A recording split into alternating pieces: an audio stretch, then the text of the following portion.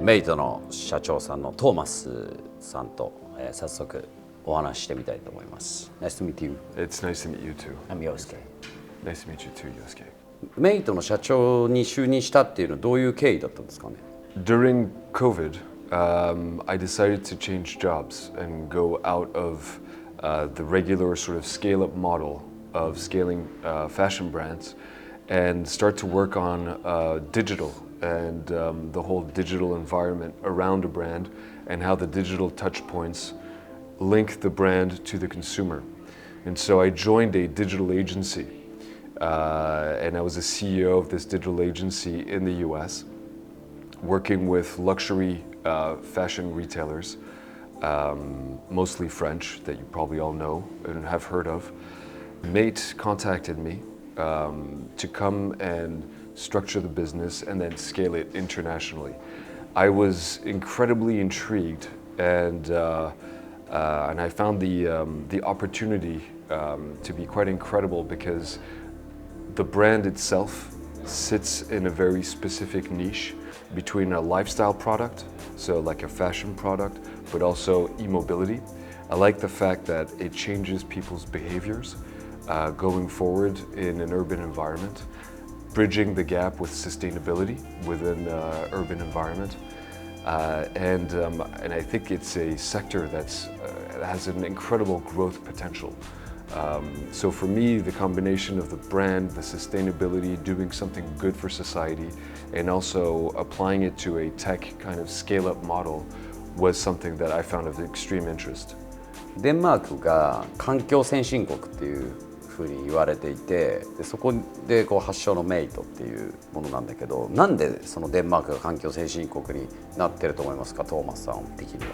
Denmark is a very special place in terms of, you know, when you cycle around Copenhagen, and you will over the next couple of days, you'll notice that it's a very organized affair in terms of people actually respect the lights. They have hand signals to pull over, to signal right, to signal left. There's no other city in the world that does this. So I think there's an advancement in the way that sort of the Danish and the Danish society views mobility and also how to ride around in a bike. It's also one of the cities and countries that is always voted as being the happiest place to live because it's got the best sort of balance between life, work life, and family life. And it's really geared to creating that sort of environment of balance between the two, which is unique. You know, in New York, you basically starve to fight, to work, to succeed, you know, and you have to have that fight in your belly every single day. This is very different. This is much more progressive. The city is so clean and so pretty, and over the summer, it's one of the nicest places to be. That people go and swim in the canals. So everything's very clean, and you know they just take advantage of everything that's around them, and they really respect it. Yeah, I think that people make the policies. You know, they vote. It's one of the least corrupt countries in the world. Everything is really sort of, you know, by the book and very rigid, and everybody goes by the rules. You know. I think, you know, as a country also, what's interesting is that, you know, the population in Denmark is really small. You know, I think it's about like 4 million people or something. Yet they're always represented, you know, in business on the top level, in sports in the top level. So it's amazing that such a small country can bring out such high quality in the people that represent it, you know, across the different sort of international activities. You obviously know about Danish design and everything else, but even in sports, even in other areas, it outperforms. でみんな自転車乗ってますもんね。Everybody ride. Everybody rides. I mean, you'll see in the morning, there's like a traffic jam of bikes, but it's actually pretty fluid, you know, versus the cars. I mean, there's still people that drive cars, but they're stuck in traffic, you know, they're in the red light, whereas the bikes, they flow through. And you know, with a bike, it's not, you don't have one route, you can also have different routes you can take. So there's much more flexibility as well. 昔から自転車文化なのか。It's one of the biking capitals of the world, you know, specifically in Europe, you know, between sort of Copenhagen and Amsterdam. Amsterdam is wildly different because it's a organic flow of traffic. No one follows the rules or the sort of traffic signs or anything, whereas here everybody does. So it's a very different approach to a cycling environment kind of thing.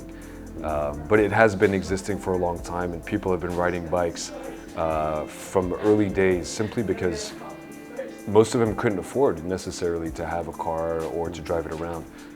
Cars get taxed very heavily here, and so people, you know, if they live in and around the city, it takes you a shorter period of time to commute to work with a bike than with a car. そのコペンハーゲンに住んでる人が乗ってる自転車の距離は1日に地球を31周分って知ってましたか？もう一番最初にコペンハーゲン来て自転車のカルチャーに触れたのがそれだった。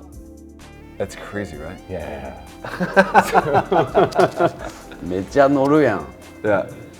I think, you know, what's interesting about Mate, at least what I found very interesting as I've grown to discover it, because I've been in this job for 6 months now, is the fact that Mate actually introduces a lot of people who would never have considered riding a bike to ride a bike. And for me, you know, being a father and having two young girls, and getting older, it's important to think that I'm doing something to help people change their behaviors. And so for me, it's very fulfilling to be part of this journey also for that reason. 日本では一番最初の僕がアンバサダーやった時に100年後の未来のためにっていうキーワードで、アンバサダーやらせてもらったんですけど、トーマスの描く100年後の未来、100年後のメイトっていうのはどういうものですか？ First of all, I think as an introduction, we're at the beginning of a new age in terms of this sector. You know, it feels to a lot of us as though it's kind of like the beginning of the automobile industry, but for e-bikes. And, you know, firmly, we believe collectively, and I think when we look at the research that's out there also in the world, there is a belief that there is going to be more adoption of e-bikes within urban environments going forward. It also means that policymakers, people in government, are going to give incentives for people to afford to purchase an e-bike, and they're also going to build the infrastructure necessary to make the cycling paths and create a safe environment for e-bikes to circulate within the urban environment. So I think these are tailwinds that we're noticing within this industry. I think that you're going to see a concentration of people in urban environments who are going to live in a sort of sense of smart cities, cities that are going to be connected through, you know, vegetation, vegetal roofs, vegetal walls and things like that, but also tech-enabled to be able to be clean. And I think clean tech is going to be something that's going to be more and more important going forward. I don't think anyone's going to be using a car in a city in the next 100 years. No one's going to need one. You know, I think there's going to be enough electric vehicles to be able to circulate with the same comfort as what you would have in a car. で我々が2期目にさアンバサダーをやらせてもらった時に、まあ、先行ってるねっていうキーワードで、コンピュータグラフィック CG VFX で、描いた世界っていうのを今語ってくれてたような気がするんで、やっぱりデジタルと自然っていうのがこうすごく融合した未来になったらいいなと思ってます。でそのためにこのメイトっていうのはすごく大きな役割を担ってると思って今後ともやっていきますのでよろしくお願いします。Last question. Yes. メイトが社会貢献を、してると思ってますが、もうすでに、トーマスさん的にどういうところで、社会貢献できるかっていうところを聞いてみたいと思います。there's a few different things. You know, first of all is we can make sure that what we're doing and how we work is sustainable. So basically offsetting any of the carbon use that we have within our offices, the way that we manage and run this business altogether.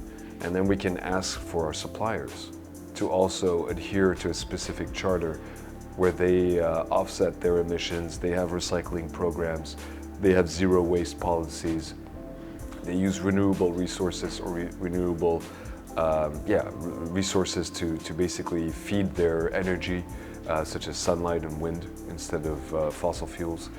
And then within our product, make sure that our product is made of recycled product and can be recycled itself or upcycled up. So basically trying to limit our waste and our footprint within the environment. And this goes from the frame of our bikes to the tires to the battery. All this, there's new technology coming up that we're investigating and going to start partnering with to be able to create that circularity. There's an opportunity for us to have a zero carbon footprint within our business, within our suppliers, reduce the amount of waste to zero, and also create a sense of cyclical product line where basically every product you sell can come back to you to refurbish and resell. So it's an ongoing, it's perpetuating effort. And I think that's the ultimate goal.